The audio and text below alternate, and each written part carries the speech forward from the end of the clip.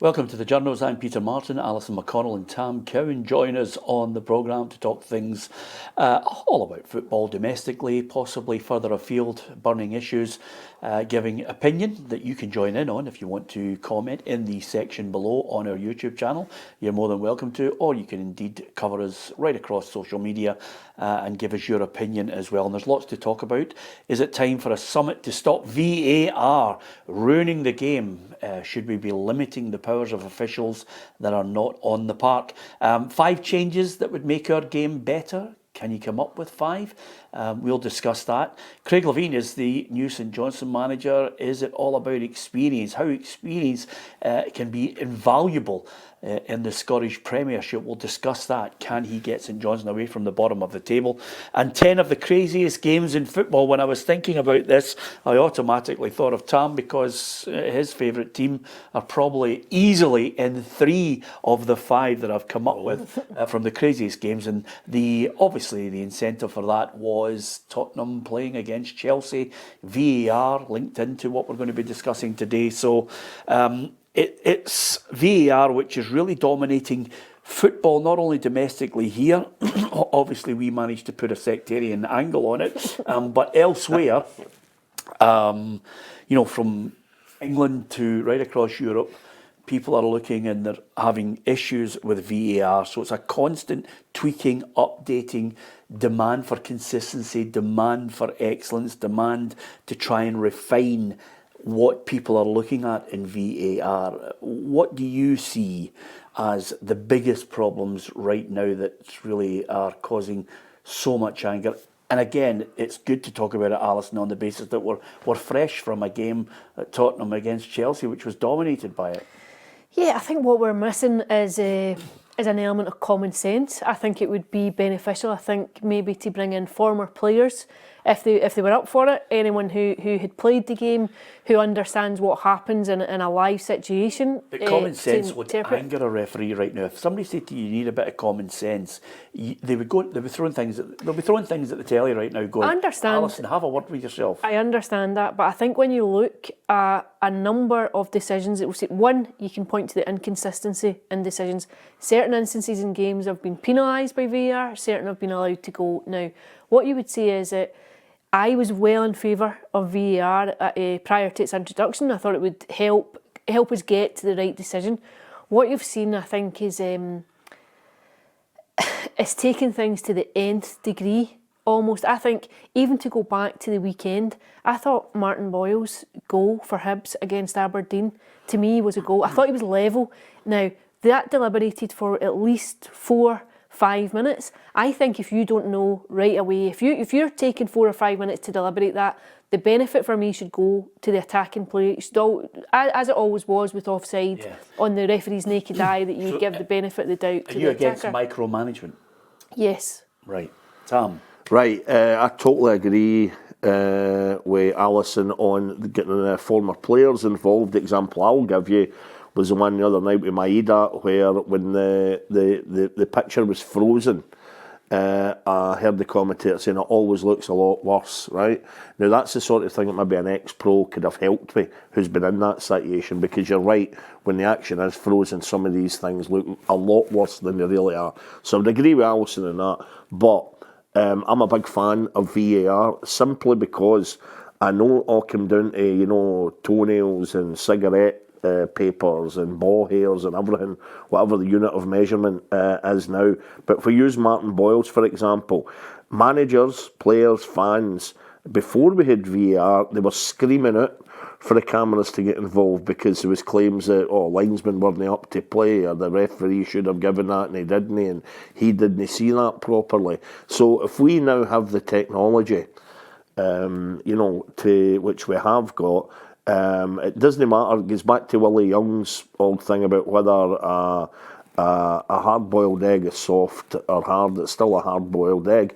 And I'm sorry, but it's got to be the same then with these decisions with offside, because we were screaming out for it. As I say, we were wanting the definitive answer. We were looking around at England, we were looking around at Europe, countries that already had VAR.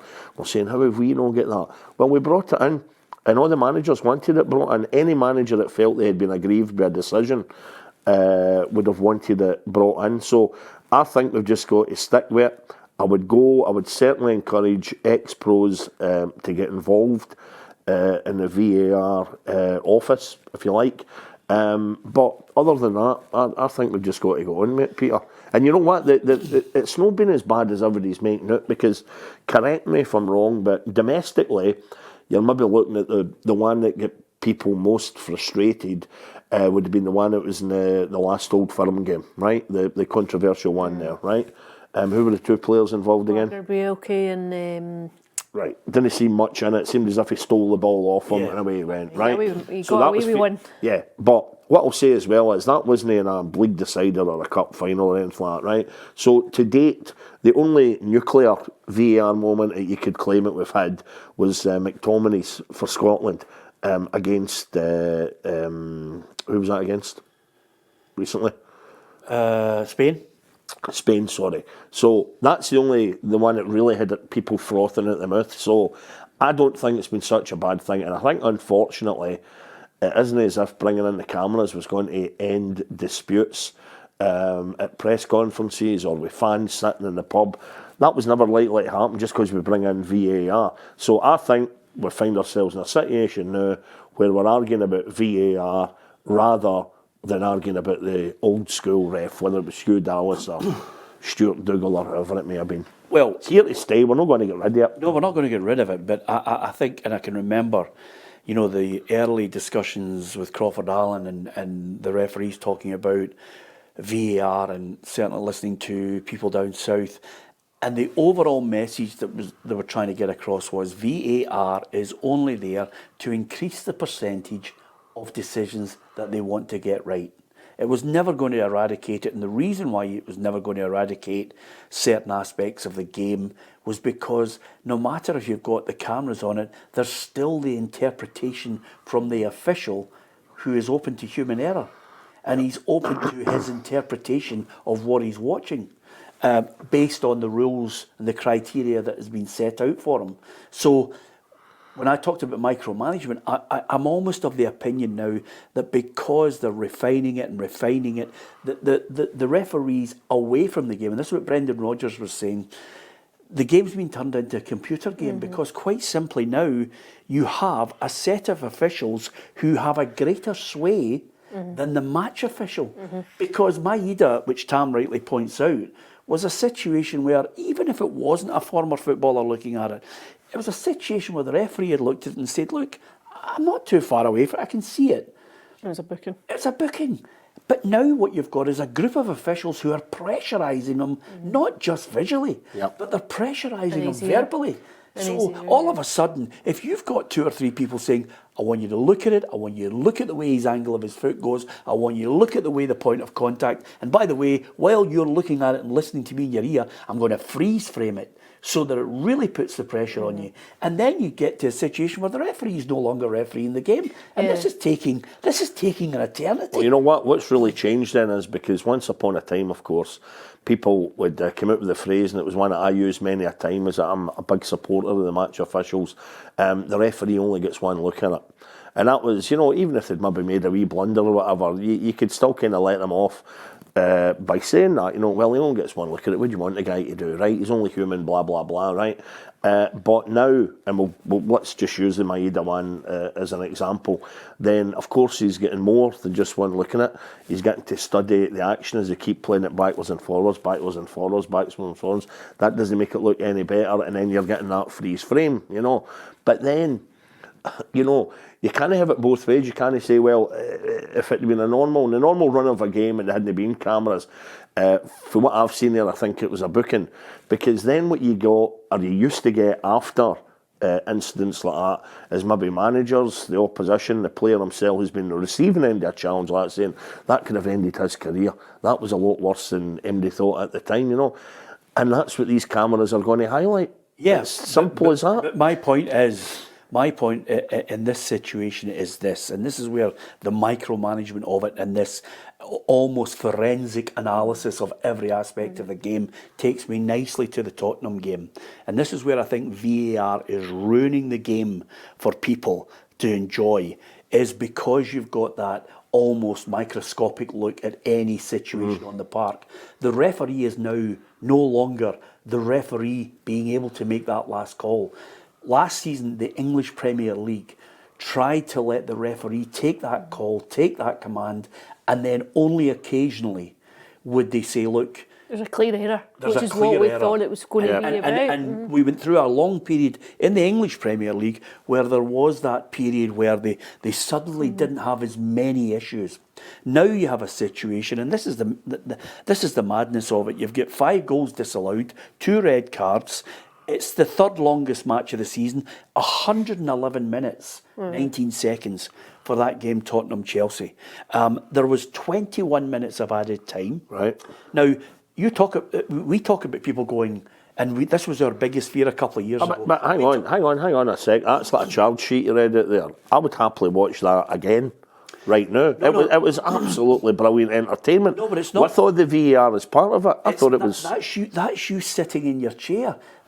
We used to laugh at the Americans for going for a full day at American football. This is people sitting in the stadium going, right, he celebrated, hold on, I know you celebrated like mad, we need to go back the way now because this might not be a goal. So then you've got the situation where they have to wait for a considerable amount of time for one of the decisions. So the punters are sitting there going, what's happening? going on? What's going on? There's no transparency in, by the way, the referee's linked up to say, And this is why, here's the big screen and here's why. So you're not getting that. So 56 minutes and 26 seconds was half time.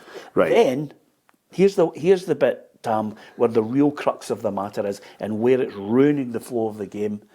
23 minutes, 21 seconds, the ball was in play. Oh, was it? Right. That's what you're paying for. Yeah. You're not even getting 90 minutes. Yeah. Some people say, wait a minute, you're getting your 111. Yeah, we're getting 111 minutes. It's stop, start. There's no momentum. There's no actual situation where you get this team's on top because it can just be littered and stopped and the kind of a sense of a team is on the up and then the ascendancy is gone. I would agree with you. I actually thought Ange Postecoglou's remarks were very interesting when he talked about the referee's authority being so undermined and also the fact that the game's going to end up being officiated by, 3 guys sitting in a room 2 miles down the road, huddled round the screen.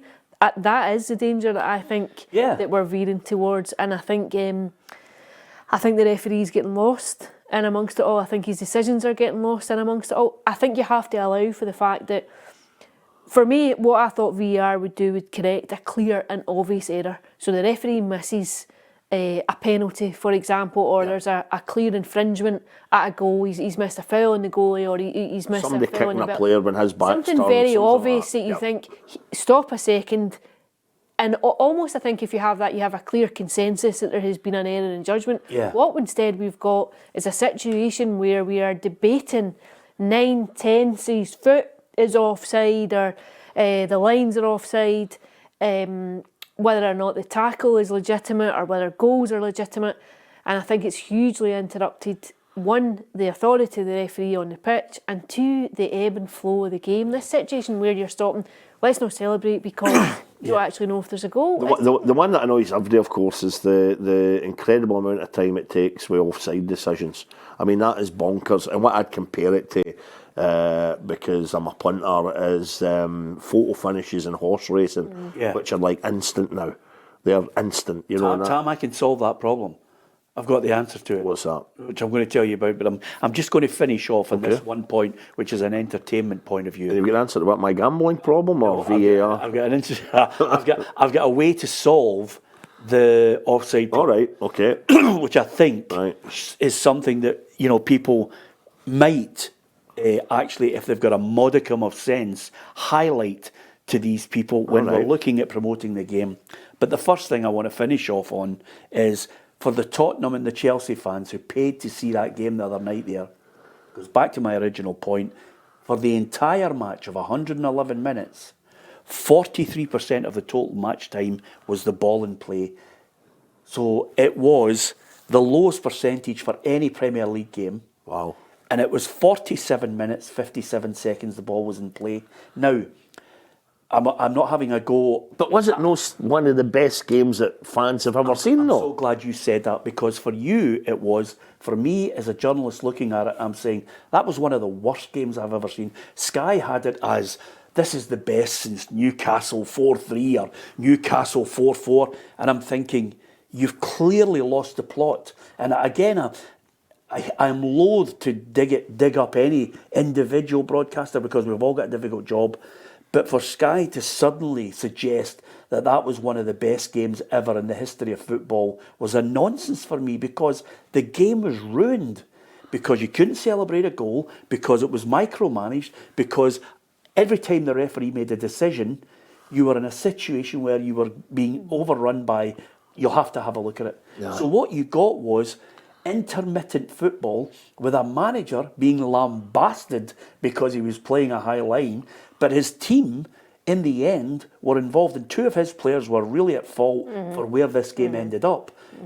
Ill discipline, and then of course non-stop looking at incidents, because by the way, they were all kicking each other all over the park. I know. I have to say I quite enjoyed it in terms of the spectacle. I did enjoy it. I thought it was quite a good game, but I would take your points that it became a bit of a circus with the stopping and the starting. Ali, did you think as a Tottenham fan you're going there and saying, by the way, I want to go 11 against Chelsea. I want to see if we can continue this unbeaten run. I want to see if this man, we love him, and he's playing the football we want to play, we can take Chelsea and go back to the top of the league with a bit of distance. If they had kept 11 players on the pitch. Absolutely. But to be fair, that's no VAR or the referees. I thought it was real ill discipline, and I thought it's the players, eh? He could have been sent off before the first, and he could have been sent off for one chance have before you it. got with these guys? You know, there's folk arguing about VAR, and it still hasn't got into the heads of some players. These cameras are pointing at all angles now. Why did I talk Peter Haring against Rangers, was it the other week? You know, you see players still doing, you think, what are you thinking about? You're just going to get pulled back for that yourself. Although, saying that as well, it'll be a penalty. I'm seeing the Tottenham situation where eventually Romero gets sent off. He deserved to go. I'm not saying that they were culpable for ruining the game. They were architects of their own downfall in terms of that. There was three issues that stopped the game there. It was phase one, this bit of play. Phase two, that bit of play. You know, the ball was in the back of the net from Sterling. He's handled it. Then they go back to another instance. Is there a penalty there? No. Well, we'll go back to this other one. And you're sitting how many phases of play? Where are we going back to? I know. You know? So I hear you with that. I did think it was interesting, though, when they went to 9, and you think he's still playing this big high line, and he's still going for it. Now they get picked off, as you knew he was coming. But I thought that I'd said to my husband and my son, he'll still play this same, because we listened to him saying the same thing. Playing Real Madrid, it doesn't matter. This is the way we're going to play. Sticking to my guns. I thought that I enjoyed watching it. I have to say. This thing you're about to copyright? Yes, go for it. Well, Peter. I've got that for the next section, which is 5 games that would make the football better. All right, okay. But to limit the use of VAR, offside, time limit of 60 seconds on the decision. You've got 60 seconds to call it, right? Yep. I've listened to a number of journalists and I've read up on a number of them who are offering their tuppence worth on what we should do to move forward. Keep the goal line technology, introduce automated offside once it's proven to work. That's it. Or the other one is retrospectively punish diving and unseen violent conduct with multi-match bans. This is after the game. Complaining about refs prompts an automatic fine. Respect the ref and pay the fine. Respect the ref the way that Ange Postecoglou, and I thought it was great credit to him, the way that people do in rugby. If you want to keep bad-mouthing or show any kind of, disagreement with them on the park, you'll pay the penalty in yardage, and then eventually you're going to pay the ultimate penalty. I actually thought Sterling could have been booked twice for diving. Yeah, it's a fair shout. Yeah. So the things to make, 5 things to make football better. Now, listen, I'm offering it, and then you can throw yours in. I hope you've got 5. Yeah, got 5. I think I've got 5. Right, okay. Offside is one of them. Clear daylight has to be between the two players before a person is offside. Now, that gives the advantage. Hold on a minute. Joseph, I'm taking you to the football. This is your son. Joe, I'm taking you to the football. It's going to be 0-0 because his toenail's offside. Joseph, Martin Boyle's onside. It's a goal. Yeah. So offside, only if there's clear daylight. If the attacker is played on by the left leg of the defender, he's on. And he goes and he gets a chance to score the goal. Because, and forgive me for this, if you've forgotten it, Tam, the game's an entertainment. Yeah. We want to see goals.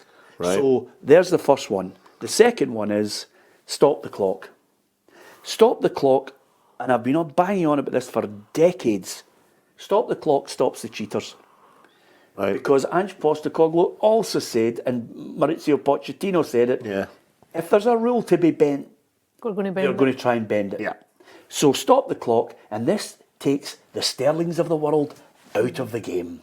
It takes the time wasting. It takes anybody who's, your professional fouls just to waste time. Your substitutions, who cares? The clock stopped. So people get value for money. Right. That's the other thing. And people who will come back now and go, oh no, the game will last to 9:30 at night. That's No, exactly what it's a pile of nonsense. It's a pile Alison's of thinking nonsense. their deadline. That's exactly what I'm thinking. Alison's not, because see right now. That's what I was thinking Monday Right night. now, it's a nonsense from journalists to officials, the lot. The game stretches long enough. Alisson can go in and sit and wait an hour for a manager to pop into a press conference.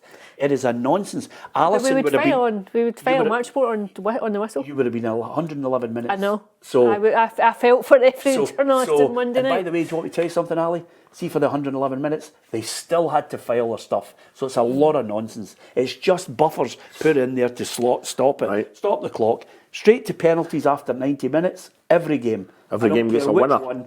No, not every game's a winner, but cup games, when you're suddenly... So no extra time? No extra time. It's a pile of nonsense. You can't score goals in 90 minutes. What chance have you got of boring this for another 30 minutes?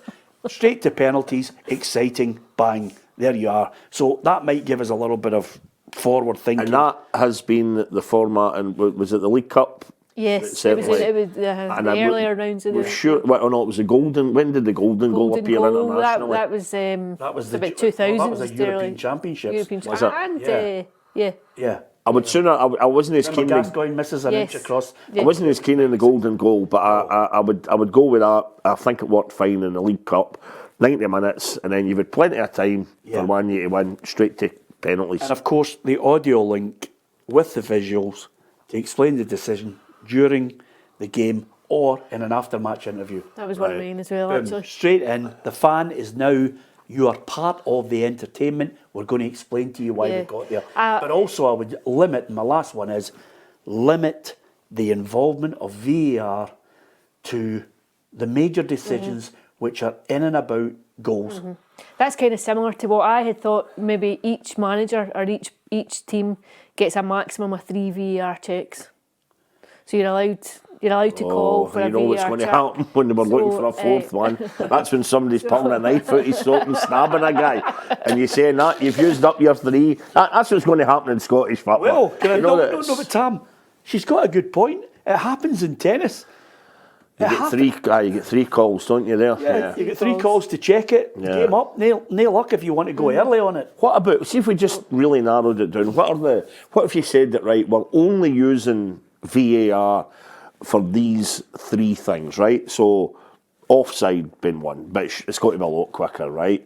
60 seconds is a good idea. I like that one. Violent play that, had otherwise been missed by the referee, because you've got to, if you've got absolute thugs on the pitch who are endangering players' livelihoods even, then you've got to get a look at that. But it's sometimes the kind of dead, kind of moderate kind of stuff that they're looking at screens and pouring over it and all that. That's what gets you a wee bit. Yeah, Tam, see nowadays, I'm not even having violent play. In and out, is it a goal, is it not? In that phase of play up to the goal, have you noticed something that was illegal? End of story. That's what you're officiating on. And by the way, see when you call it and you tell the referee to go and look at it, you've got 60 seconds to make the call. Everything is time monitored, And so then, that the fans get. football message boards, Twitter. How come he gets 63 seconds and he only, If you've got a slow referee walking to the telly, I don't care. Peter, you know 66, what? I would agree, 66. Five things, Did you have changes. 5? Yeah, I've got 105. I can give you plenty. Straight red card for diving. Mine was a Forget it was this my straight yellow. red for diving. Straight red card. And by the way, see when I say this, you'll both agree with me here that this is actually slowly being phased out of the game. Players aren't doing it as much as they used to. What I mean is the involuntary action of taking off their jersey to celebrate a goal. When did you last see that? It's not as popular now as it was even just a couple of years ago. Became a bookable But what? offence. They got a booking for that. I would give them a straight red because it is. What? Because it's stupid. Because it's a farcical. How can you have a straight red for celebrating a goal and it's the same sanction if you break somebody's leg? As long as it is against the rules, and it is against the rules because it currently gets a yellow card, so that means you shouldn't do it. Yeah. And the reason I would go harsh and I'd say a red is with the object to wiping it out, because, and I can think of Motherwell players involved here, a club like Motherwell, who never has the same size of squad as a Rangers or a Celtic, right? I don't want to see players suspended, key players, when we've maybe only got 14, 15 key players. I don't want to see them suspended for the sheer stupidity of taking off their jersey. So to wipe it out in one fell swoop, I would get into their heads that, by the way, if you do that, it's a straight red. Well, don't do it. Could I flip that and say, do away with that rule? Because aye. There are some male and female people in the audience who actually look and go, come on, Jota, take your top off. This is like sitting in loose women, where sexism is a one-way street. No, I'm just saying, you take your top off. I think if you score a 94th minute You're listening into the crowd. Don't run into the crowd. You're missing my point here. I think I would wipe out. You're right. It shouldn't be a booking to start with. Have joyous things at a game. When I was at McDermott Park the other night, I was sitting right behind the well boys who had their pyros, right? Nobody got hurt. It was pyros and that was it. There was no sectarian singing. There were no political banners or anything. It was a young team bringing a splash of colour. Yep, it took 5 minutes for it to clear and you could see the pitch clearly again. But, I had a pile on for guys when I posted the video of that. Aye, if that had been Celtic or Rangers cowing, you'd be... No, my attitude very much been recently that the Ultras, whether it's the Green Brigade, whether it's the Union Bears, whether it's the Well Boys, whoever it is right around the country, they are the ones without whom many a football stadium would be like a mausoleum. And I can assure you that's what McDermott Park would have been the other night. Nobody got injured the other night with pyros, and there wasn't any kids got an eye taken out. Are you a favourite of pyros? So I'm not saying I'm in favour, but they're a wee bit like VAR perhaps. They're another thing that's not going to go away. And you had the pyros, you had the Motherwell fans, you had almost the conductor, if you like, who seemed to have his back to the game the entire game, which I'd only seen when Motherwell played Panathinaikos back in the day. I thought, wow, brilliant display for the Greek fans, right? But there was the one guy who just faced all his fans with the bullhorn. Yeah. Is that a bullhorn? You call that, aye? Yeah. Aye, the loud tailor, yeah. And he just faced and he was getting everything. It was like Andrew Lloyd Webber or somebody, Andre Plevin, and he never watched a single bit of the game. Yeah. That was his thing.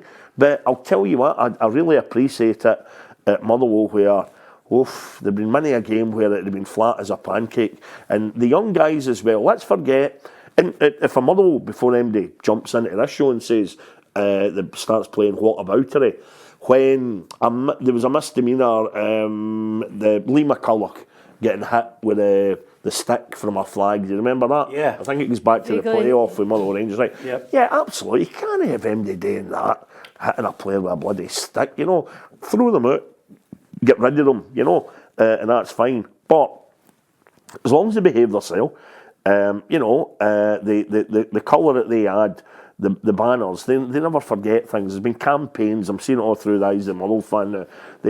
Somebody's passed away, they've got the banners up, they remember anniversaries of great games. They bring out the old songbook with songs that Motherwell fans like myself were brought up on. Where the hell did they get them for? You know, they've done their homework. You've stretched it to fans. I'm talking about, have you come up with the 5 things? Yes, well, you interrupted me. So it's a straight red for diving, which is obvious. Right. It's a straight red for removing your top to celebrate a goal. I would sooner that was banished, of course. I think it's got to be a joyous occasion, scoring a goal.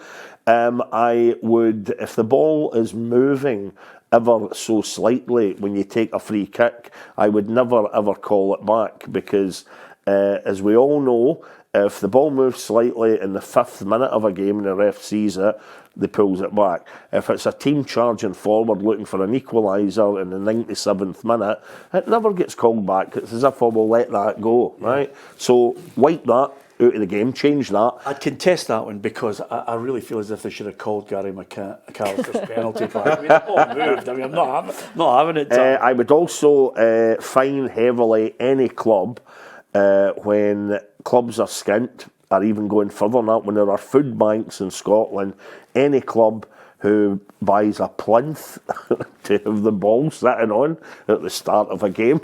I would love if anybody knows how much one of the things costs. You know, they look very ornate, you know. So what about the wee ball? What about the wee car you get? They're good. Honestly. But you know what? In a great sketch, I just want to see a sniper from the crowd take the car out. I mean, it does my head in. It's just that would be great. but then there could be a mix-up. You know, you get, thinking back to time. I think a year or so ago, Hibs, you've got Sean Maloney arriving for his work, and somebody thinks there's one of the wee motors.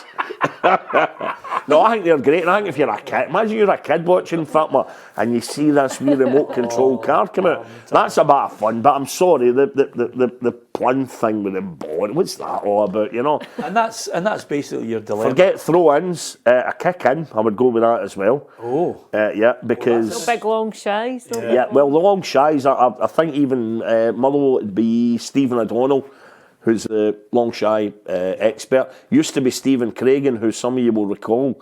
He used to even open the wee gates in the east stand at Fir Park, and they realised this was apparently giving him this great advantage, and he gets stopped for doing that.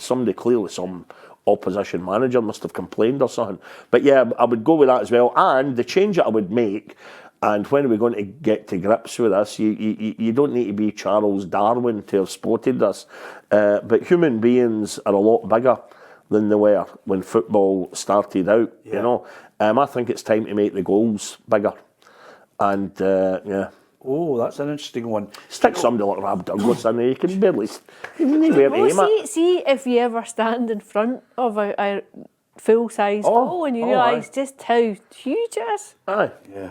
But, it's an entertainment. I tell you, you've had enough. That's 7 you've had. Is it? Great. Never stick to the rules. Sorry. Right? So can I say one for the heart? Do you know what I thought you were going to say to me there? I thought you were actually going to turn around and say, they used to have this, but I'd do away with it. I thought he was actually going to say, I want a return to the baggy football tops. Darren Jackson told me that the strip that everybody got in the year he was playing for Celtic, you get 3 guys in it. And the only thing that happened, Ali, and this is a pain for guys like myself who played football and liked baggy tops, Francesco Totti came into the game with the Roma one. Do you remember? Aye. And it was just the guys muscly. Painted on. And you say to yourself, now that's not going to look good. I remember actually speaking to John Hartson about that, and he said, "Oh, can't have this coming into Wales." John could never have signed for Lazio or Roma. It would have been a disaster. John Hartson had a cracker in Atletico Madrid Celtic game the other night. I don't know if you picked up on it. Quite a few people did. He said that I think he was trying to say that there was a tackle that he thought it was malicious, but he actually said, did you hear it? No, he actually said it's Mauritius. I think he'd one eye in his holidays already, but yes, that was totally Mauritius. We went back to the studio after the game. We'd been watching Chelsea and Atletico Madrid. All right. Oh, is that right? Is that right? Oh dear. God. But to be fair, and do you want to tell you something? I'm loath to criticise anybody in our industry. Oh, I'm not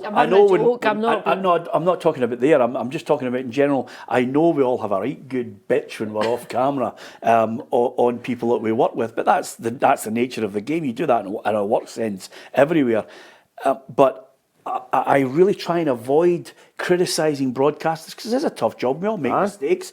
But I thought to actually try and portray Tottenham-Chelsea as one of the greatest games ever was just a complete and utter nonsense. I don't know how anybody thinks. Right, we'll need to I don't know if disagree it's on just that the one. fact that you've seen so many stale games. How many games have you seen like that hyped before they take place, especially by the big broadcasters, and then you get a nothing each, or you get See when one Tottenham each. scored after 5 minutes, Ali, I was sitting down and I thought to myself, oh, come on, Tottenham, leather this mob, give them a good 4 or 5-0 hiding, because I really was excited about Tottenham playing them and seeing football for what Ange is doing down there, and we've all sampled it up here, and I thought, go on, a good 4 or 5-0, and then when the first guy goes, deserved to go, and the second guy goes, and by the way, another couple of Tottenham players could have gone, I thought. Yeah. It's just real ill-discipline. But you know what? No, I'm going to totally disagree, and I'll tell you why. Because you know my outtake in the English football, I won't go out of my way to watch a game, really.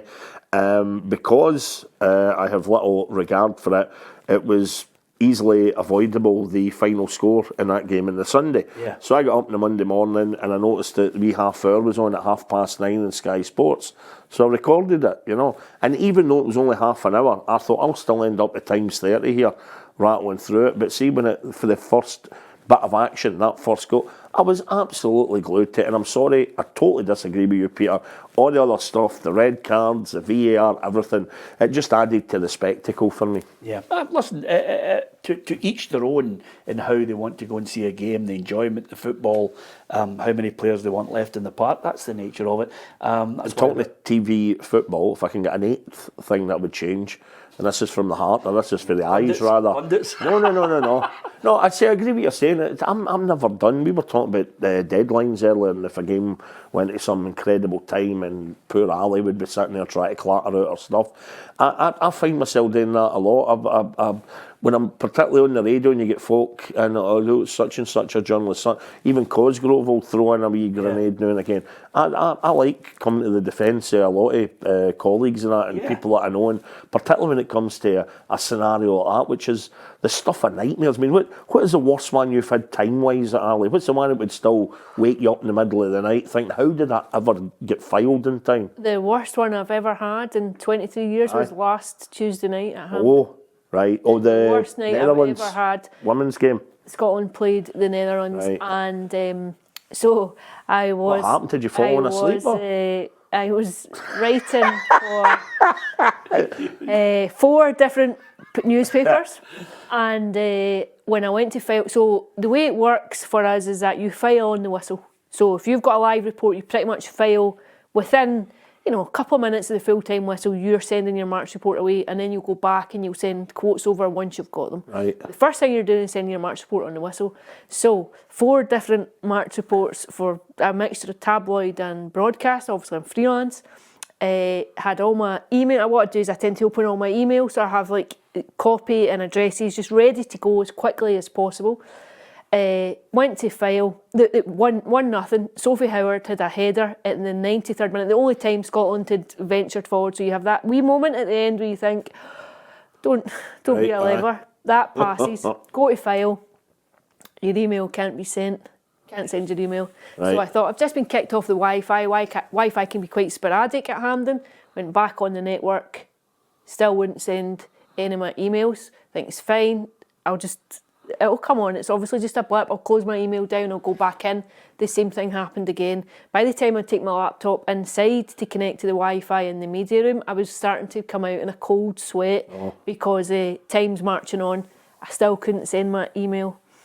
I started to think I nearly need to phone desks to let them know I've got a problem, because I can't email them to tell them I've got a problem, and I'm thinking there is an 800-word hole in a couple of newspapers here, 10 minutes from deadline. I phoned one of my colleagues who was in the cinema to say I need a number, somebody in your desk. He'd have been popular with the rest of the crowd, aye. Put the laptop on and off, tried to connect. I was getting Wi-Fi, couldn't send the email. I eventually couldn't go. I don't know if anybody's kids use Glow at school, but Glow overwrites. I was trying to use my backup Google email, try to use Gmail, couldn't go on because Glow was overwriting it. And I eventually get copy sent about 10 past 10. Oh, you must have felt great. Yeah, I didn't feel great. I thought my career had ended at Hampden last Tuesday night. with all due respect to everybody on this programme, I can see this being another edited section of it because nobody gives a flying hoot about journalists and their job. It's all about a football programme which talks about football topics and not about how Ali decided she was working for 4 newspapers and tried to send it. But on that point, you see how he takes it off on a tangent all the time. The journals. Yeah. I love hearing stuff like that. Yeah. Tell you what, one of the greatest stuff, you can cut this whole chunk out if you want.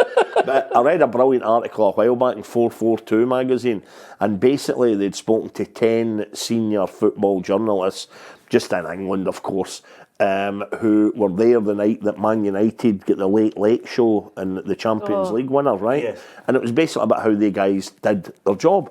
They were all finished. They were all bad night for Man United, and all that. And famously, of course, I'm sure I told you that before, the two famous guys that missed the comeback were the late, great George Best and Bobby Charlton, because somebody in the Man United staff, these were the ultimate VAIPs.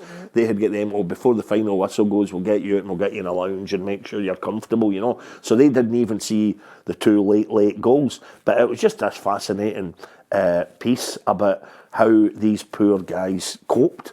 They had everything written and they were starting pressure on Man United now, and then boom. Yeah, but the other thing about it, which again kind of does boot it right into touch, is the percentage of a late, having to change it is not double figures, I would suggest to you. I would disagree with you. You think so? I would absolutely disagree with You you. think it's more than 10%? Definitely. Wow, that's an interesting take on it. Definitely. Yeah, more than 10% over a Without season. question. Yeah. Without question. Wow, there you are. That's me being educated on filing and changing your line on a late show. Yeah. So that's why you don't want the clock stopped. No, I just know that you've got people shouting for copy quite quickly. Yeah. Okay. But you never got my changes. You never got my 5 changes. sorry. You not do your 5? No, I never moved on. Somebody Right. hijacked it. You just tell him he's thick enough to take it. I never Go on hijacked then. it. Go on. To be fair, I had a Right, bit of there we crossover. I had Right, go. I had a straight red too. I also had the ball moving 10 yards for descent. Ball moves Oh, yeah. forward. Aye. That's an old rugby one. Yeah. Good. I'd like a transparency between the referee and VAR so we can hear what's being discussed. Right. Okay. And I would also consider whether or not it's advisable for the 5 substitutions to stick, or maybe going back to 3. I think it favours the big teams. I think when you've got a big squad and you've got a real strength and depth, that you can go and win a game because you can make the changes. That's a great point. Highlighted if it was Motherwell, let's say Motherwell against Celtic, and we've managed to cobble a team together, and then you look at the Celtic bench, you think, wow. I think it plays into the hand of the bigger teams. That's a good 5. I think we've collectively got really good things that. So when do they happen? When are we changing world football? I'm going to formulate a letter. Good, great. And I'm going to send it because apparently everybody contacts the SFA by letter. So we'll send them one, and UEFA as well, and FIFA. Okay, it's a good topic. We're running out of time, so I'm really going to try and... So the one was for 8% of the population. See, I got hijacked with that one as well. I speak for 8% of the population because this is one of the few subjects that I know quite a bit about. But 8% of the UK are colourblind, and I'm really, really badly colourblind. I did a programme for the BBC and the radio about it years ago, and I really, really hate when there is, for the colour-blind viewer, spectator, a clash. And it's particularly annoying when you're watching a game on the telly. And Aberdeen and Dundee was one that used to bring me out in a cold sweat if neither had changed jerseys, which has happened. And I know for people like you, whose peoples are absolutely fine, you might think, well, Aberdeen and Dundee, it's a bad one to watch, and it can actually give you a headache if you're colourblind. Is this another change? Yeah. So 8 changes from Tam, 5 from me, 5 from Alex. That's 9 hours. Yeah. Well, listen, a couple of things to finish. One of them is Craig Levein. I look at, as a player, he was top drawer. I mean, for any of the younger viewers or listeners, he could have gone on to have easily played for Liverpool had it not been for injuries. That's just my personal opinion.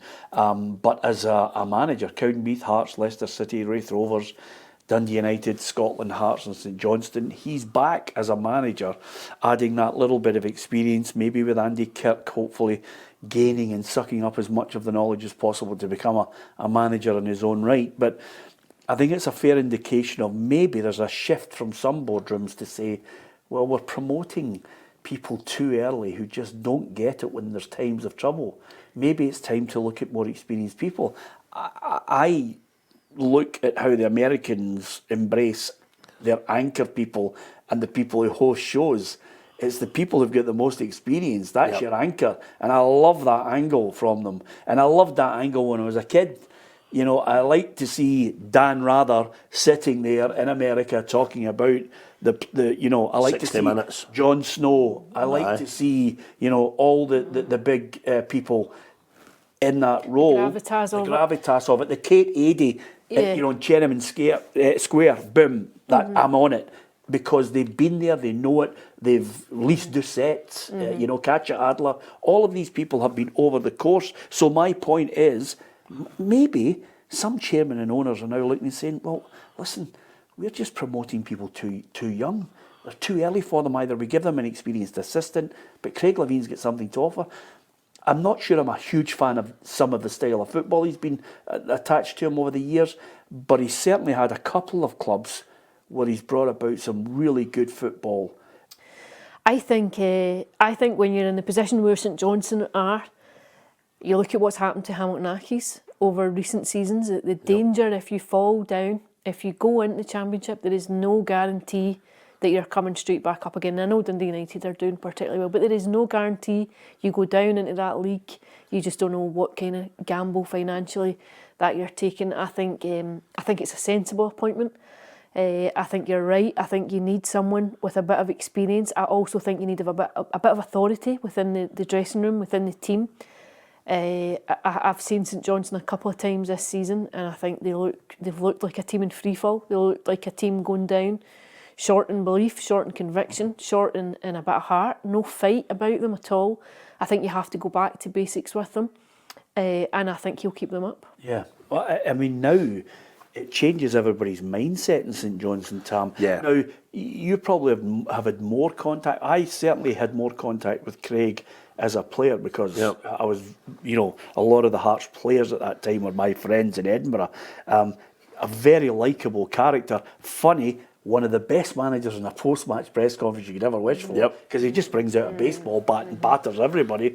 Well, you go back to his verbal assault on Mike McCurry back in the day, the ex-ref, which was absolutely brilliant. He just broke all the rules. He knew that the fines were going to have been piled up for the SFA on Monday morning, but he didn't care. I was both astonished but not surprised when he took the job. Astonished because I had seen such a change in Craig Levein since he walked away from football. There was no doubt the Craig Levein that you would see when you're having a pint with him in a pub, as I've been fortunate enough to do a few times of late, is totally different for the old Craig Levein when he's there on the touchline or when he's up in the boardroom or whatever, right? So I thought that Craig was really enjoying his life away from football. He was enjoying doing his bit of punditry for the BBC, which I think he's very good at, incidentally. And he was enjoying doing a successful podcast with Amy Irons-Sacked in the morning, right? And I thought, he must be happy with his lot now, you know. And he was, of course, still heavily involved, but no at the coalface, no at Celtic or Rangers or Hearts or Hibs, but he was still involved at Brecon City.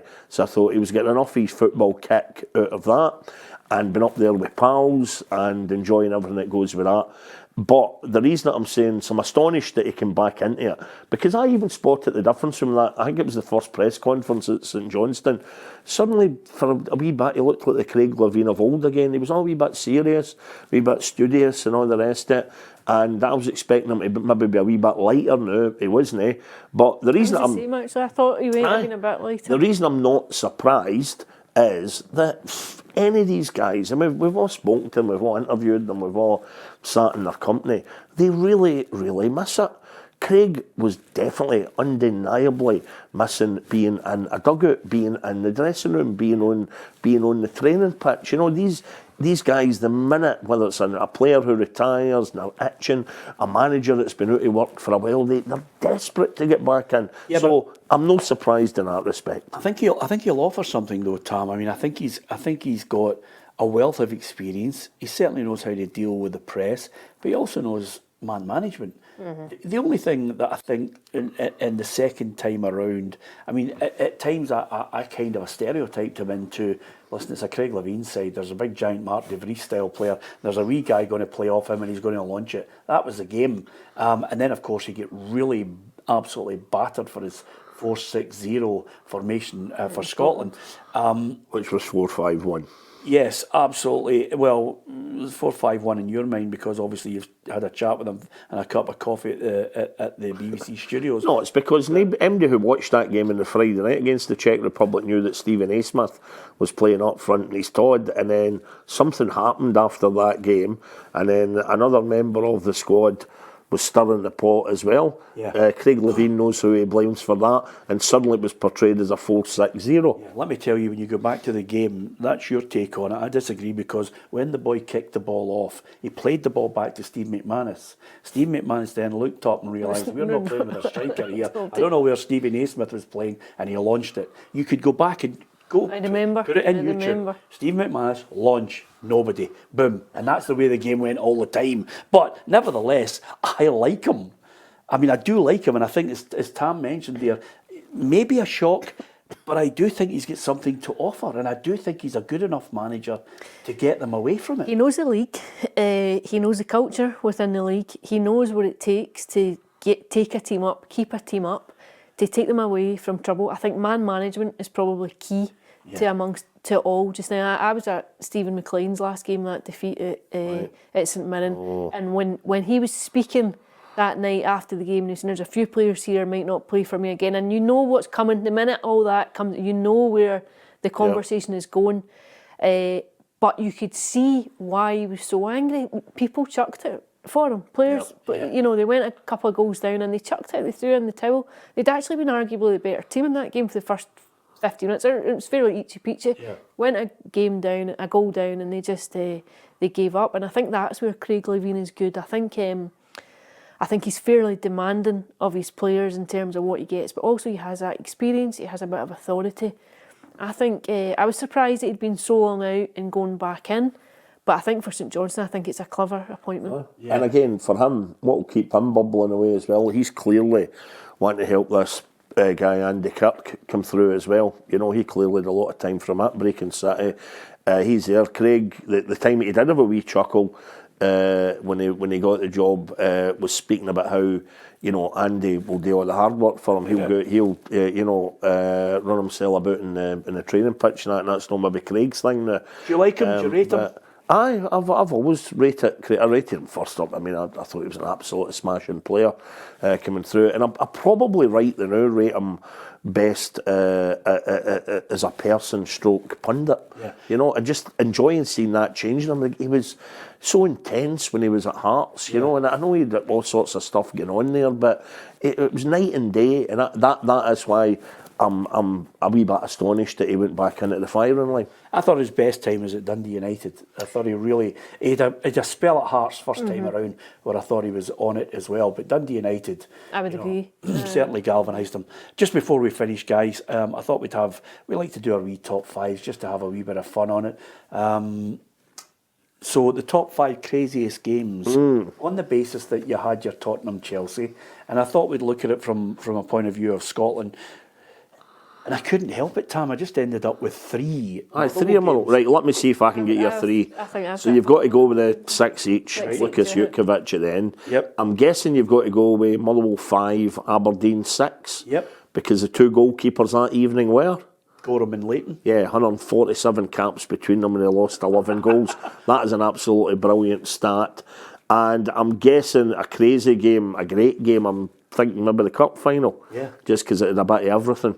So there's 3 right away. Yeah. And the other 2 I've gone for, Ali, is Rangers 4, Celtic 4 at Ibrox in March 1986, because it's the only time I've witnessed both sets of fans give them a standing ovation of the. It was such a great game. It had everything.